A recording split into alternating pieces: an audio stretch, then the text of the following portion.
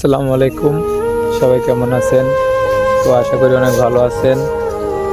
আমি বেশি ভালো নাই, কারণ আমাদের গ্রামে কিছু নতুন ব্লগার হয়েছে। অনেক মানুষে কাজ কাম করে, মানে অনেক সবসময় তো আর কাপড় ঠিক থাকে না, কেউ খালি গায়ে থাকে, কেউ লুঙ্গি পরে লেঙ্গি মেরে থাকে, এরকম কিছু মানুষ থাকে।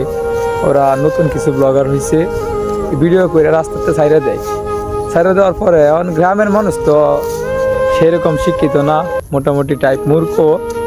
কিন্তু মূর্খ হইলেও তো এটা বুঝে যে মানে ওনার ভিডিওটা আপলোড করা হয়েছে অনলাইনে, ওটা তারা বুঝতে পারে সবাই আইসা আমার আব্বুর সাথে বিচার দেয়, আমার ভাইয়ের সাথে বিচার দেয় আমি নাকি ভিডিও করে ছাইড়া দেই।